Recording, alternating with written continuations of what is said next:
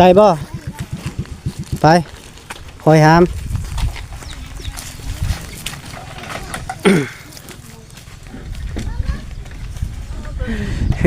ตั้งขึ้นเลยค่อยๆเทพต้องร้องนี่เข้าใจเท่านี้พอดีเป็น2 ล้านครับ320,000 กีบพ่อแม่พี่น้องเอ้ยก็ได้อยากให้พอเพิ่นฮู้เนาะพ่อแม่พี่น้องเอ้ยก็ได้ทางสื่อวงกบก็ยังอีกยังบ่พออีกวงหนึงเพิ่นว่า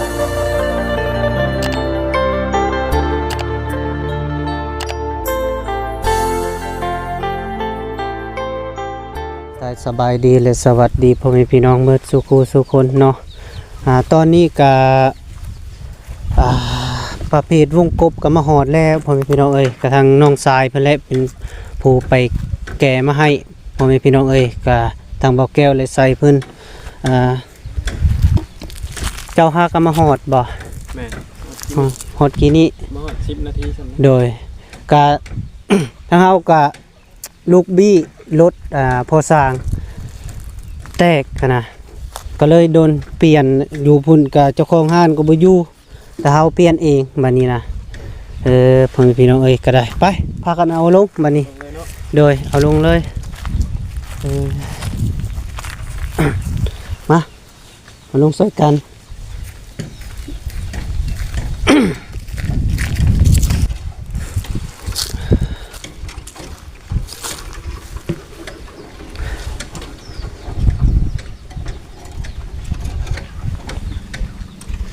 น้องมุทวีบ่อยู่บ่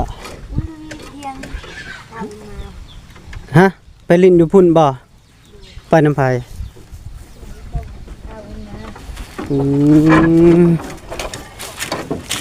ได้มาเฮ็ดเวียกก็ไปลิ้นเฉยไปพากันเอาลงน้องอึ้งน้องตันเด้ได้อยู่บ่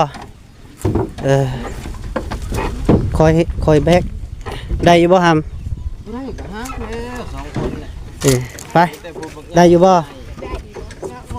เอาไปมาห้ามซอยไปห้ามซอยอ้าย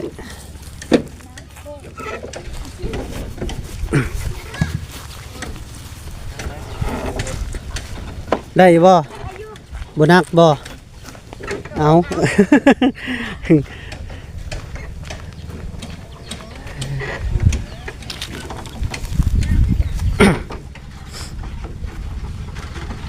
เอาลงเบิดรถ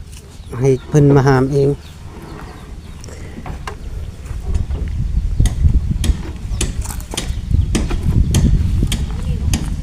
ไว้เติบเนาะเจ้าก็ได้เมื่อดองเลยมาตอนแรงบ่ได้นะบ่ได้ค้ารถโดย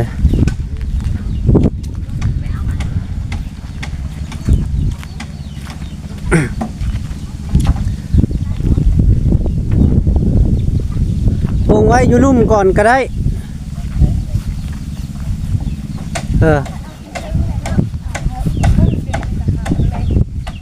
ปงไว้อยู่ลุ่ม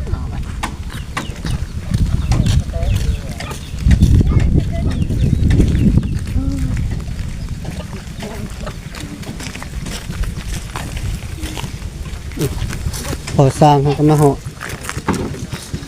นี่เอาตัวนี้อีละโอเคเอาตัวนั้นโอ้ได้บ่ไปคอยหาม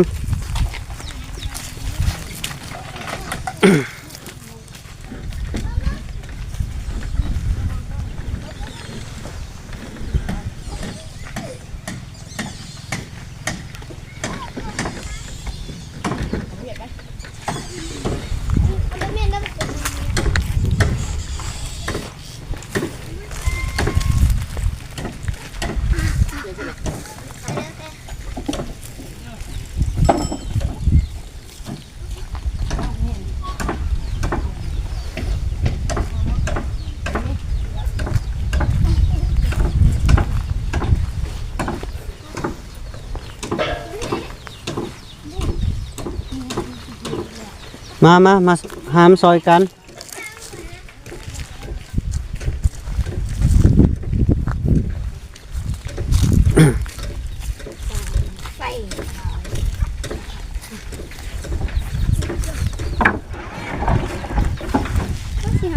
อยดึงน้ำช่วยกัน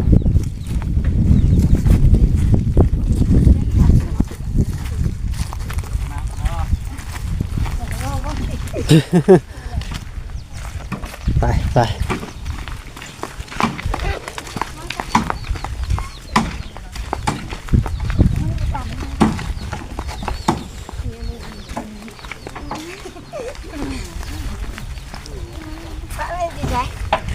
ลงโอเคค่อย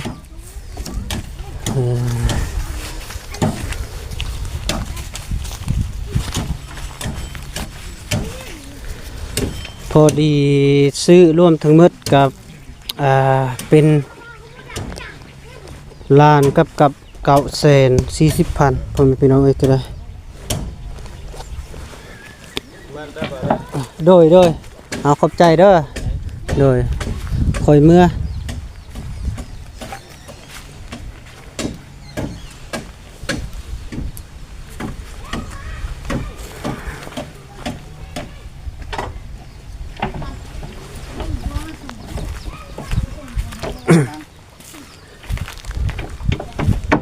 ปูยังอ่ะนะโอเคไปว่าไหนโอเคเดี๋ยวถือว่าได้แล้ว ถือว่าได้เนาะ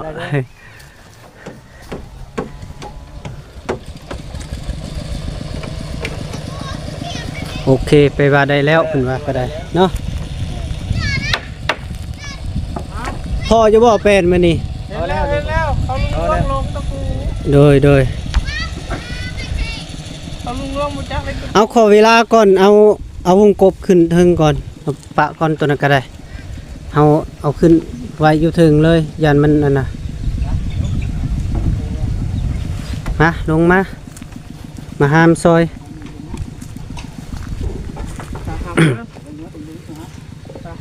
ที่ยืนให้แล้ว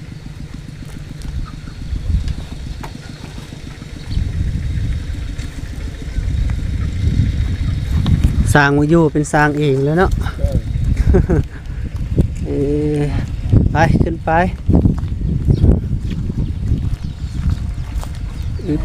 หับได้อยู่บ่บนักมันได้ที่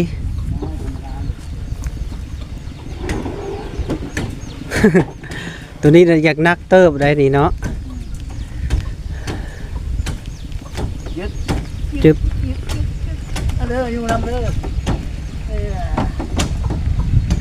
ป้าเลยได้ตาเฮากับมาซะเพราะว่าลูกบี้สเตอร์รถพอสร้างอะนะแตกเบิดพ่อแม่พี่น้องเอ้ยก็ได้แล้วก็เลยเปลี่ยนเจ้าของห้านก็บ่อยู่เปลี่ยนเองอีกอันไหนเฮ็ดแบบเร่งๆเลยนะ ใช้เวลาชั่วโมงพุ่นโตพิลึกบ่เคยมางรถถ้าก็มางมื้อนี้ก็ได้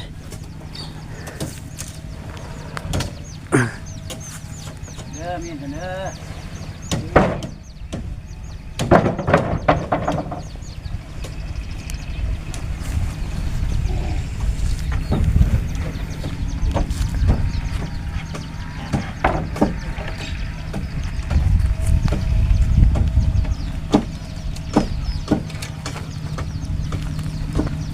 อึ๊บ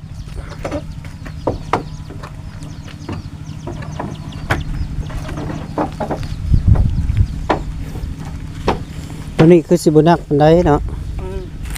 หลวง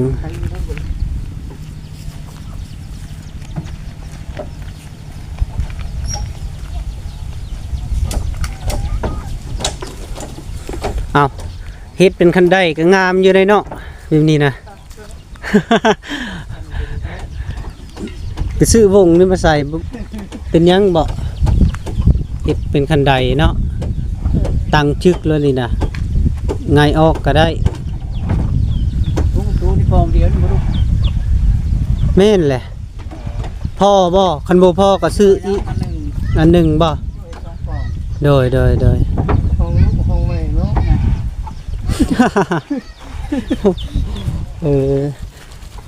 อันสั่นละยังอีกวงหนึงผมพี่น้องเอ้ยก็ได้โดยยังวงหนึงก็มีแต่สิเอาเงินให้ แล้วก็พอมีเวลาก็ไปเอาเองบัดนี้ได้ยันคนบ่มีเวลาแล้วสิเอารถอันน้องชายเพิ่นก็ยันเราสิบ่ไปอะนะผิดพลาดแล้วเฮ็ดจะได้ซะคิดว่าวงเดียวซะดอก ของแท้ได้ตัวนี้ ของแท้บ่ ตังขึ้นเลย โอ้ค่อยๆค่อย เด้อเทพต้องร้องเทพเลยตัวนี้ต้องลงเลย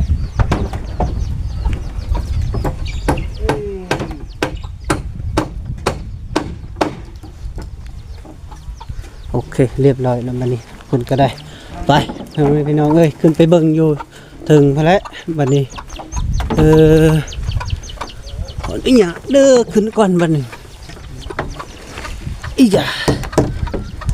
มาเบิ่งบอลสิตังวงกบก่อนบ่ได้บอลหนึงอะนะสิตังบอลนี่บ่สิคันห้องบ่ เป็นมาคันห้อง คันห้องโดยคันห้องเราทึกอยู่มันเป็นสองวงเนาะเลยเนาะสองวงตกอยู่มาแล้วเฮาคิดลายให้เด้อเพราะว่าตัวนี้ก็มีแล้วนะบอลเฮาไปเอากะเพิ่นก็บ่ได้รุดได้เท่าใดเท่านั้นเลยได้เพิ่นว่าก็ได้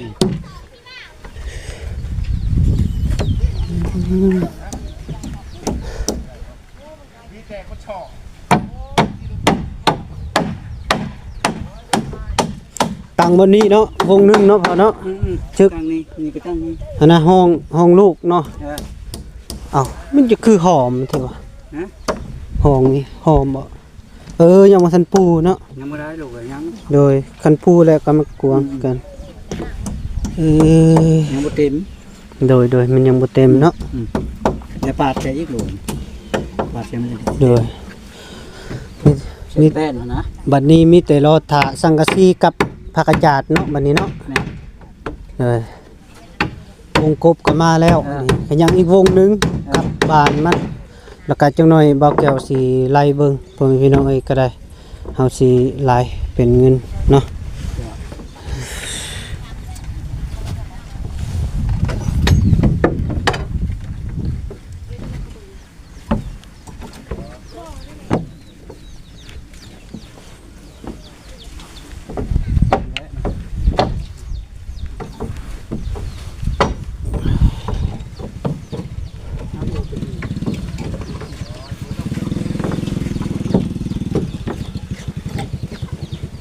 สิใส่เลยบ่บานอันนะวงกบหรือว่ามื้ออื่น มือไปแล้วลูก โดยมื้ออื่นเนาะ ข้ามเรา โดยคำกับพักพรก่อนกับมื้ออื่นจึงต่อไม้ มือเนี่ยตั้งวงกบ โดยตั้งวงกบ ย้ายชิ้นเฉยเลย โดยยังวงหนึงนี่เป็นได้อันน่ะอีพ่อคนขัวเด้อบัดนี้เด้อสิไปเอาเองบัดนี้ไปกับบริไกลดอกไกลนึงประมาณก็7-8 กิโลไปเอา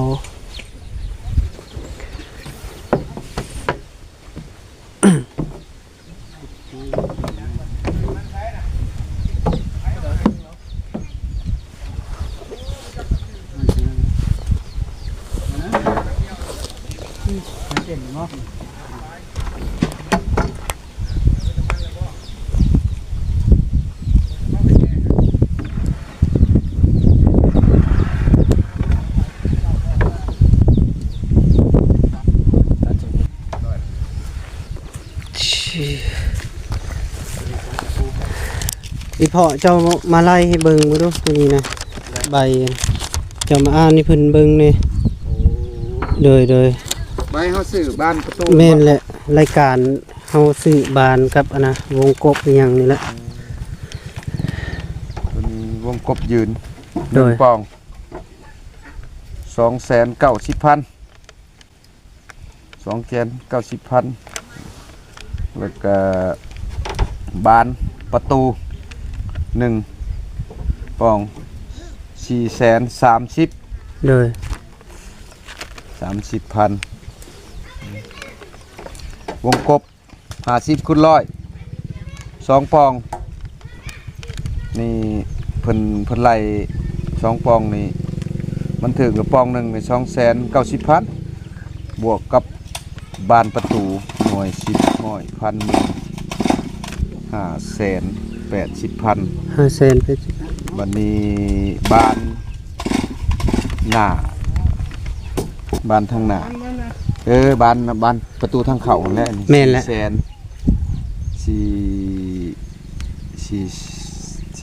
เท่าไหร่เพิ่นรวมแล้วนี่เนาะรวมรายจ่าย มัน4เด้4 400,000ปลายเด้430พอดีรวมเป็น ห้อยพัน 600,000 ตัวนี้เป็นวงกบตัวนี้500,000 บ่บานลายนี่บานลายมันมี4เด้ แสนหน่วย10ห้อยพันหมื่นแสน หน่วยหนึงมันถึกอยู่ 160,000มันนี่มัน4มันรวมอยู่ 600,000 กับ 40,000 640,000เนาะ โดย ตอนนั้นพอเอาเงินให้ โดย 3,000มันนี่เนี่ยรวมยอดรวมทั้งเบิดหั่น โดย ตัวสื่อบานประตูนี่หน่วย10ห้อยพันหมื่นแสนล้าน1,940,000 40,000เลย บัดนี้รายจ่ายค่าเขาไปแก่น้ำมูกน้ำมันเจ้า โดย ตอนนั้นจะบวกเขาตัวนั้นข่อยบ่ฮู้ว่า คือรถทัวร์ช่างนี่ก็มันบีแตกอิหยังเจ้าซื้อเท่านั้นเท่านี้เท่าใด โดยอนาไปผู้ไปแก่พอดีเป็น200,000กับ 50,000 เอาพวกแกเอา200,000บ่ใช่ โด บ่ ย 300,000 แม่น300,000กับ 50,000 โดยนี่ก็จะจดเขา300,000กับ50,000 โดย แล้วก็ถ่ายบีให้เพาะเด้ 6 เติมน้ำมันให้เจ้าก็บวกเขาแล้วก็แจ้งเพิ่น โดย เงินเจ้าเหลือเท่าใดบ่พอก็บ่ต้องแจ้งได้รายละเอียดได้ โดยมันยังเหลืออยู่ บ่เหลืออยู่จักฮู้จักว่าเงินหั่นจ่ายค่ารถไถหั่นเท่าใด300,000แล้วจ่ายค่าบีพอช่างกับเติมน้ำมันนั่นเท่าใด โดย เจ้าต้อง เจ้าจดรถค่อยสิให้จด จดรายมา เติมน้ำมันค่าผู้ไปแก่พอดี300,000กับ 50,000 350,000 10,000 พันหมื่นแสนเนาะ โดย อันนี้ซ่อมรถพอช่างนี่ ซ้อมรถพอดี เอา 65บวกพอดีเป็น 85,000 หน่วย10ห้อยพันหมื่นแสนหน่วย10ห้อยพันหมื่นแสนโอเคบวกเข้ากัน00เอาพันเป็น10เขียน0.118เป็น3กับอันนั้น3เป็น4เป็น8อันน่ะเป็น4ใส่8เป็นเท่าใดเป็น12บ่ โดย 1 2 3 4บ่แม่นบ่110,000 ใส่ 80,000บัดนี้ 5กับ5 300,000กับพอดีเป็น 400,000 420,000 3,000 แม่น ต้องเฮ็ดละเอียดเพราะว่า โดย เฮาซื้อบ้านแบบใดก็สร้างไปนำแล้วก็ โดยบัดนี้ร่วมบัดนี้บวกกับตัวนี้ 4โดยโทษ 400,000 20,000 บวก หน่วย10ห้อยพันหมื่นแสนก็สร้างคือว่าละเท่าจักลงหน้าลงหลังอันนั้น190,000 1 ล้าน 1 ล้าน940,000หน่วย10ห้อยพันหมื่นลงดูมาแก้ว พอดีเป็น2ล้านกับ 2 ล้านเอาไปสปาย4กับ2,320,000 2ล้าน3แสน20,000ห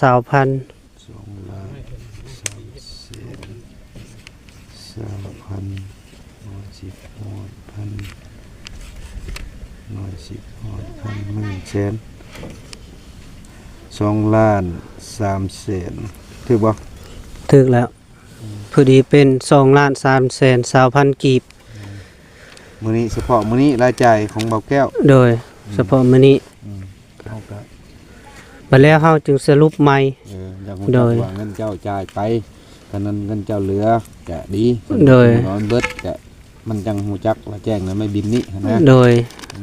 เฮาจึงสิเขียนบินใหม่บัดนี้มันให้จะแจ้ง เฉพาะมื้อนี้เฮาจ่ายเท่านี้พอดีเป็น2ล้านกับ320,000กีบพ่อแม่พี่น้องเอ้ยก็ได้อยากให้พอเพิ่นฮู้เนาะพ่อแม่พี่น้องเอ้ยก็ได้ทั้งซื้อวงกบก็ยังอีกยังบ่พออีกวงหนึงเพิ่นว่านะยังอีกสิใส่เป็นวงหนึง งบน้ำเจ้ายังอยู่บ่ ก็สิพอได้อยู่ กะว่ากะสิพอได้ก็มีแต่เอามาปองนี่แหละ โดย บานประตูกับ โดยมีแต่เฮาไหลตัวนี้รถปองยืนกับกับบานมันนี่แหละนี่เพราะว่าปองใหญ่แล้วดินี่โดยแล้วเฮาสิใส่ตัวนี้เลย ผมกดยืนเลย แม่น มีแต่เฮาไล่กะมีแต่แปลวบินมานํเขาเจ้าก่อนเพราะว่าลังเทื่อเจ้าชิไลอยู่นี่ราคามันค่าวงกบมัน 290,000 สมมุติหั่นนะค่าบ้านน่ะ400,000เท่าใด30บัดนี้บวกเขาไปแก้ได้ซะมันต้องบวกเข้าไปก่อนเอาใบบินมันพุ่นจังมาสมทบกับตัวนี้ได้เบาแก้วมันจังถึก ไปแก้ก็สิให้ไอ้พอเราไปเอาเลยวันนี้เลย แน่อันนี้พอไปเอากะมีแต่แจ้งราคากะ โดย มีแต่ ก็ซ้ำราคาตัวนี้หั่นแหละเพราะว่าเฮ็ดจะได้ซะ แม่นอยู่แต่ว่าพอไปแก้กะมีแต่มอบให้เพิ่น โดย เพื่อเพิ่นนาไปเอากะเฮากะแจ้งตืมเบิดเท่าใดกะอยู่นํเพิ่นบัด โดย ตัวนี้มันบ่แน่นอนสมมุติว่าคือพ่อเนี่ยมุกน้ำมันเท่าใดเพิ่นเอาไปอยู่ว่ามันไกลแน่มันว่ามันใกล้ใครอยู่หั่นนะแต่ต้องเฮ็ดละเอียด โดยเฉพาะเฮาสิใส่เป็นอันนั้นราคาตัวนี้นะเฮาฮู้แล้วเนาะตัววงยืนนี่นะวงยืนกับบานประตูนี่เฮานี่ฮู้แล้วเนาะสมุดตัวนี้นะแล้วก็น้ำมันน้ำมูกเพิ่นสิเอาเท่าใดก็แล้วแต่เฮาสิไล่น้ำหลังภาคส่วน นี้ นี้ ยังเด้อคอยเบิ่งนี่ยังบรรพับนี่ลูกก้อนนี่เรื่องละยวงนี่ยังบ่ได้บวกเข้าได้นี่ แต่ว่ามื้อนี้เฉพาะมื้อนี้เห็นบ้านประตูซื่อ โดย แต่ว่าเป็นลูกก้อนบรรพอกบรรพับนี่ยังบ่ทันได้บวกเข้าได้นี่เดี๋ยวบรรพับนี่แต่ว่าอยากบ่อยากมันต้องคันห้อง โดย มันจังพายากแต่ว่าไปเบิ่งอยู่หั่นมันก็เฮาซื้อมานี่เฮาเบิ่งเฮาคิดว่ายันว่างบเจ้าบ่พอท่านว่า แม่นแหละ ว่าเฮาสมทบกันยกตัวอย่างคือเขา เป็นจังได๋ เรื่องนี่แหละ นี่นะครับไปซื้อวงกบอันประตู เงินเพิ่นว่ายันบ่หลายเลยเอาข่อยว่าเอาปองเดียวคันว่าคันห้องได้ข่อยว่าต้องเอา2ปองทางเข้าหั่นนะ ช่องแล้วบ่ ช่องบัดนี้แหละตัวนี้ก็ช่องแต่เก่ามันสิเอาปองเดียวมามันบ่ได้มันบ่มีไปเบิ่งแล้วเอาปองเยี่ยมมัน โดย 2ปองแหละเป็น4ปองได้บ่ไรมันถูกอยู่กับสเปคเจ้าขึ้นนะแล้วเขาล้มกันก็ล้มกันไปแล้วก็มาแล้วก็เอาบัดนี้มันปู้บ่คักแต่ว่าก็อยากถามอยู่มันมีทางมันมีขันห้องเด้ขันเนาะขันห้องพ่อห้องแม่ ห้องพ่อแม่เฮาก็ว่ากับเจ้าอยู่ทำอิฐบ่ซื้อบ่มีมา เอาแล้วเขาว่าเอาโอ้ยบ่ มันต้องไปเอามาอีกวงยืนอันนึง วงยืนกันนึงบ้านนี้เลยต้องจดวงยืนอันนึงกับบาทอันนึงบ้านเลย นี่เด้อเบาไหลเด้อนี่วงยืนนี่เอาจะฮู้แล้วอันราคามันนี่แล้วกับอันบานประตูอันนี้400,000กับ30,000 มีแต่นะรวมมานี่แล้วแล้วก็ โดย แจ้งไง FC ให้เพิ่นฮู้นํกันว่า โดย เพิ่นเท่าไรจะไปซื้อแล้วก็รวมเจ้าจ้างเพิ่นไปแก้ค่าน้ำมูกน้ำมันเท่าไรแล้วเจ้าก็บอกไป โดยบอกแล้วเราบวกเลยเด้พอดีเป็น2ล้านกับ320,000กีบ โดย เฉพาะมื้อนี้ บ่ช่างก็โอ้ โดย เงินแบงค์หลุดแล้วมื้อ โดย นี้ เงินน้ำเจ้าเดือเท่าไรบัดนี้ก็ ยันเงินเจ้าบ่พอข่อยจังว่าลูกชาย พอบ่ พอ คันบ่พอก็ข่อยสิเอาน้ำข่อยซื้อ นั่นเด้ โดย ต้องทบกันแบบนี้บ่สร้างอ่ะนะ เงินน้ำเจ้ามีเท่าไร อันนี้ก็ ก็มี10บัดนี้ เบิดไปเท่าไรล่ะ หมดไปก็2ล้านกับ320,000 เบิดไป2ล้านกับ300,000ก็ยังเหลืออยู่ 20,000ก็ยังเหลืออยู่เงินเท่าใดเงินเจ้า10บ่ 10 10ล้าน ก็ยังอยู่6ล้านปลายนี่แหละ ยังเหลืออยู่7ล้าน7ล้าน 700,000 7ล้าน660 ลบ ล้าน เบิ่ง10ล้านลบเบิ่ง ใส่ลบบ่นุ กินน้ำก่อนลบ เจ้าลบก็ได้ เอาเป็นไงพี่เอาไปตามขั้นตอน เพิ่นสิได้ฮู้นํกัน โดย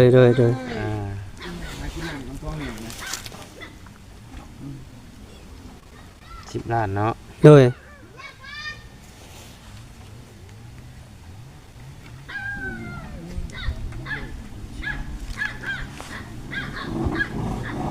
ดบเท่า าไหร่นะเบิดไป ลบ2ล้าน320,000กีบ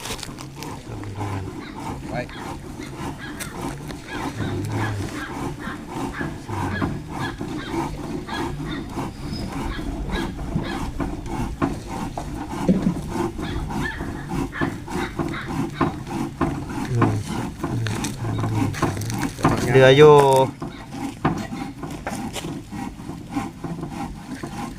เหลือเท่าไหร่ เหลืออยู่7ล้าน680,000กีบ 6ล้าน7แสน เอ้ย7เหลืออยู่7ล้าน680,000กีบ โดย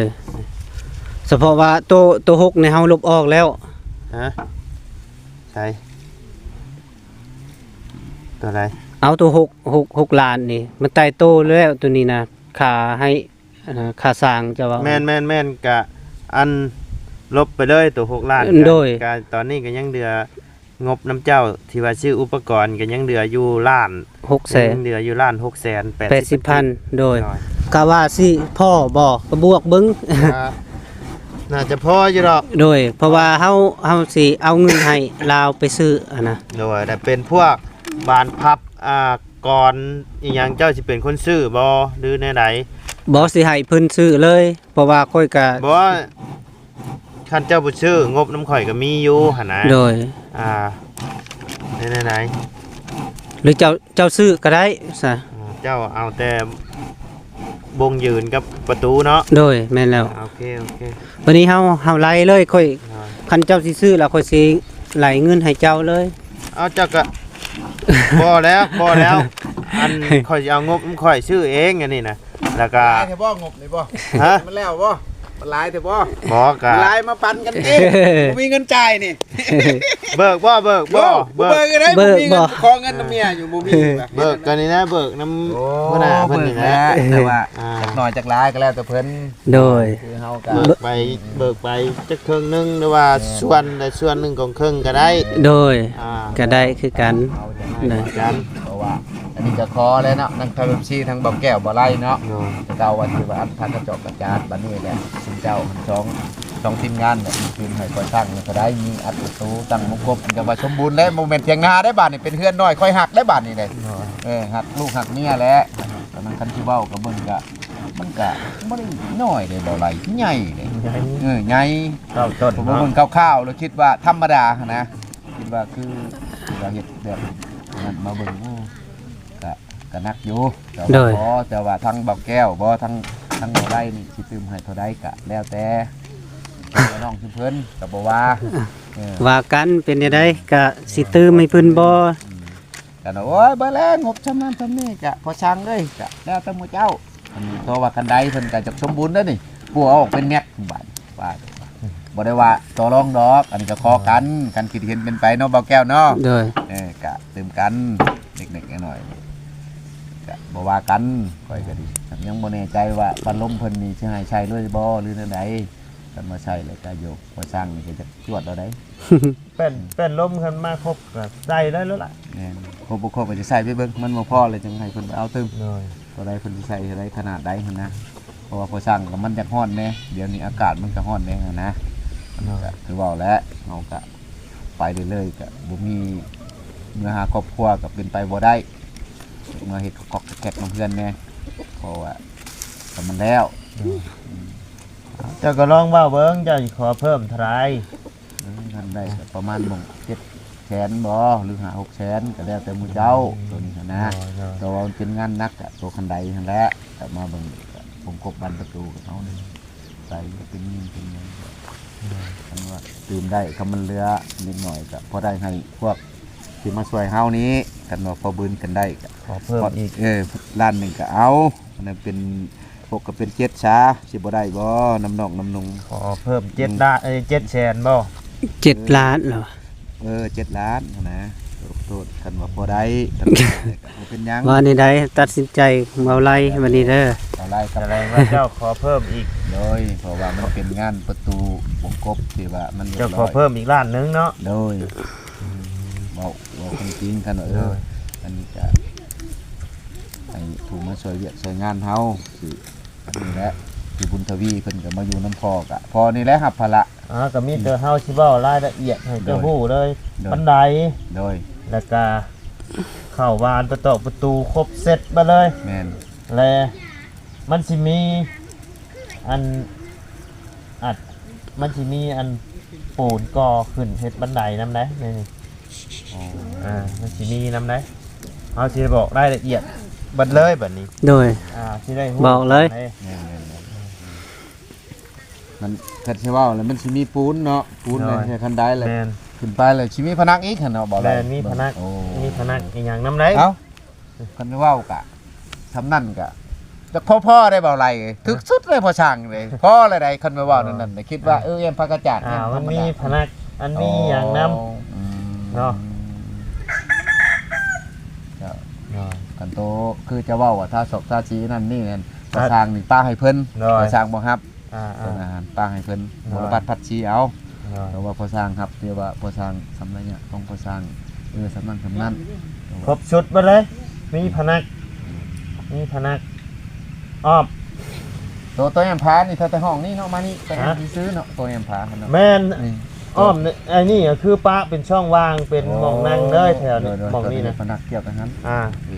อันห้องนี่มีแต่อ้อมนี่แหละอ้อมนี่ห้องนี่ ก็หมายว่า ข้างนี้ก็บ่ได้อ้อมบ่ข้าง บ่ข้างนี่ก็บ่ได้อ้อม ลงเลยเนาะ เอาแต่ห้องนั่นครับนี่นะทางกลางหม่องเฮาสิใส่ประตูนี่แล้ว โอ้ ตัวนี้ประตู ทางนี้น่ะปะลวงเลย อันนี้ปะล่วงเลยหม่องไอ้เล่นมีแต่เฮาใส่พนัก โดยแม่นเลยโดย แม่น ไม่คันนี้โอเคยังหูจักแบบนั้นแหละ โดย ก็สบายใจ แล้วว่าเป็นได้ตกลงให้เพิ่นบ่ มันจะ มันหนักเลยกันว่านั่นก็ โดย หนักแหละ เอามีแต่ว่าเราคอก็ พอกันนี่แหละ เพิ่มให้เราอีกล้านหนึงเนาะ โดยเพิ่มก็เป็นพอดีเป็น7เนาะ 7โดยก็ยัง 680,000บัดนี้เนาะ ยัง 680,000น้ำเจ้า โดยน้ำก้อย แล้วอันเจ้าชื่อวงกบเท่าไหร่นะ เจ้าไล่เบิ่งอยู่หั่น วงยืนนี่2,900,000เนาะ โดย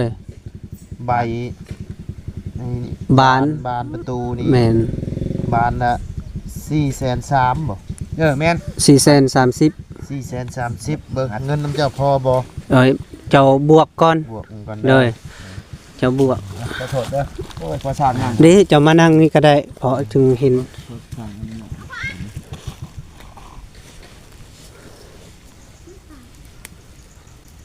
รายละเอียดมันจึงสบายเฮาบัดนี้มันเลือดเท่าใดเฮาก็สิมอบให้เพิ่นเลยหั่นน่ะโดย เบิ่งกันเด้อ2,900,000เนาะ โดย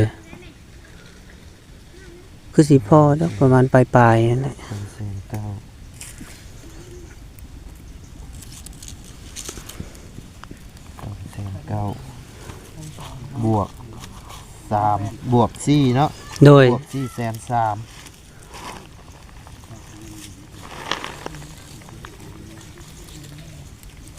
จนเป็น500,000 กินแรกกับย่างเฮามื้อนี้หาขุดกระปูมาปนติ บ่พอ บ่พอได้ โดยบ่พอ ตกอยู่700,000พุ่น โดยบ่พอ บ่ธรรมดาเด้บ่เบิ่งเลยคืออันนั้นนี่สิพ่อบ่เฮ็ดเนาะบ่แก้วเนาะ โดย คิดนี่นึงเงิน ก็บ่เป็นหยัง โดย เดี๋ยว อันค่าสร้างอีกล้านหนึงน่ะเอาน้ำข่อยก็ได้ โดย ค่าสร้างอีกล้านหนึงน่ะอยู่น้ำข่อย โดย หรือว่าทางพอสร้างเราสิเบิกเลยก็เดี๋ยวสิให้เราเบิก ก็พอได้ใช้ได้จ่าย หน่อยเดี๋ยวจังว่ากันตะนะ ลงเบี้ยคน หน่อยมีแต่ว่าเจ้าไปซื้อวงกบกับบงยืนมาแล้วก็มันก็สิพออยู่ดอกแล้วมันก็พวกอุปกรณ์พวกบานพับพวกอหยังจะซื้อเลยเด้อ โดย เจ้าซื้อทยอยมาให้เพิ่นก็ได้เอาเก็บใบ ลืมสบายดี โดยสบายดีโดย ใช่ว่าอันนึงมาเฮาบ่เคยได้เนาะบ่เคยเห็นเรือนทรงไทยนี่เขาว่าโมเดิร์นทรงไทย โดย ทรงไม้ได้นี่เนี่ยมันเป็นปูนเด้ แม่น บ่สร้างกันยากใจเลย งามอยู่แล้วส่งไปนี่ก็มางามอยู่ เพราะว่าอยู่แถวเหนือเฮาเฮ็ดคือเฮาเฮ็ดแต่ละหม่องก็มีแต่ทรงนี้ทรงไม้ หลายอยู่ หลายอ เห็ ยู่ นเบาตาเห็นบางอย่างเพิ่นก็มาเว้าสู่ฟังดูนั่นนี่เพราะว่าเขาเบิ่งก็งามอยู่เด้บ่ไร แม่ เพราะแปลกแต่ว่ามันอยู่เฮาก็บ่ได้สังเกตเบิ่งว่าอยู่แถวเหนือมีเขาได้ขึ้นเบิ่งนั่นเบิ่งนี่นะเฮา มัน ถือว่าทรง มันก็แล้วแต่บางเฮือนเพิ่นก็เอาออกมาข้างๆทางนี้ แม่น ส่วนนี้ อืม แล้วก็อ้อมมันเลย แม่น เฮาบัดมักในนี่แล้วผลมันจังบ่ตกชัยเฮาจังบ่ได้มงอีกรอบนึง บ่ได้ยังคนเมื่อบ้านนี่มันมาทางนั้นได้ผลนะทางนี้บ่จะพาได้ อ่า ส่วนหลายหั่นมันพาก็บ่หลายครั้งนี่สังเกตโลดเพื่อนมันเชลเห็นบ่ ได้ ลมมานี่ขึ้นเชียงหน้านี่นะนี่ ได้ เป็นยังมันเชลนึงเพราะว่าลมมันมาหลายนี่มันมาแต่เวียดผมชิมแล้ว บ้านสมมุติว่าลมมาทางนั้นยามนั้นเราอยากอัน แม่ นั่น น ให้เราซื้อผวัดมาปกเอาทางนั้น โอ้ยวิทย์อยู่ วิทย์ ก็ต่ำ ลง เท่านั้นน่ะเนาะตกลงเรียบร้อยแล้วเนาะโดยมีแต่อันน่ะเฮาสิแจ้งเลยเนาะ โดย ว่าตัวล้านหนึงอันน่ะพอสร้างเพิ่นสิเบิกก่อนเนาะทางเจ้าเนาะ ก็ยังบ่ฮู้น้ำเพิ่นตัวนี้แต่ว่าเฮาเพิ่มให้เพิ่น โดย ให้ค่าแห้งเฮ็ดเฮือนหลังนี้พอสร้างเพิ่นขอเพิ่มเป็นขอเพิ่มอีกล้านหนึงเป็น7ล้านพี่น้อง โดย จากรา โดย คาตะกี้6ล้านเนาะพอสร้างเพิ่นขอเพิ่มเป็น7ล้าน แต่ทางเฮาน่ะงบเนี่ย6ล้านในใต้โตะให้เรายังเหลือกับ1ล้านกับ680,000เนาะ โดย โดยเดี๋ยวตัวด้านหนึงงบค่าสร้างเดี๋ยวข่อยเป็นคนรับก็ได้ตัวล้านหนึง โดย มาเอาน้ำข่อยก็ได้ โด เพ ย ราะว่าเจ้าไปซื้อพวกบงยืนบงกบไอ้บานประตูอหย่างในอย่ามันบ่พอหั่นนะ โดย หลายโตล้านปลายๆนะให้เจ้าไปซื้อพวกไอ้บานพับอหย่างก็ได้ โดย ตัวล้านหนึงอยู่น้ำข่อยก็ได้ โดย โดยอย่างสั้นนะเนาะ โดย โดยก็บอกขอบใจเด้อโดยอันนี้ยังเฮามาเว้าตกแตกกันแล้วก็จึงสบายเนาะตกลงกันแล้วนะโดยสบายใจเนาะทางสองพายทางเฮารับงานทางเบาไล่แล้วก็เฮาเนาะพี่น้องเอ้ยก็ได้ โดยทางใส่บุญเฮาก็ได้ โดย เบาแก้วไปใส่เบาไรไปใส่นั่งนี่ก็โป้กันเบาๆกันนั่นก็ดีใจเลย โดยบ่เป็นหยังดอกเอาใจกันโดย เอาคลิปเบาแก้วก็สิได้ปิดตัวนี้แหละพี่น้องเอ้ยก็ได้ให้คอยอยู่ดีมีแห้งสุขภาพเข้มแข็งอย่าเจ็บอย่าจนเด้อพ่อแม่พี่น้องก็ได้ทางเบาแก้วก็สิขอโตเดินทางและพี่น้องเอ้ยก็ได้ก็สิเมื่อทั้งดงเห็นและพี่น้องเอ้ยมื้ออื่นก็มีเวียงมีงานพี่น้องเอ้ยก็ได้แล้วก็ยังอีกทางวงหนึงกับวงกบกับบานอีกแล้วก็ยังสิไปซื้อใหม่พี่น้องเอ้ยก็ได้แล้วงบที่เหลือแล้วก็เฮาสิไปซื้อแล้วมาสรุปใหม่แล้วก็ทางบ้านพอบ้านพับก็แม่นเบาแก้วเป็นผู้ซื้อบัดนี้เนาะโอเคผลเนาะขอขอบใจเด้อบ๊ายบาย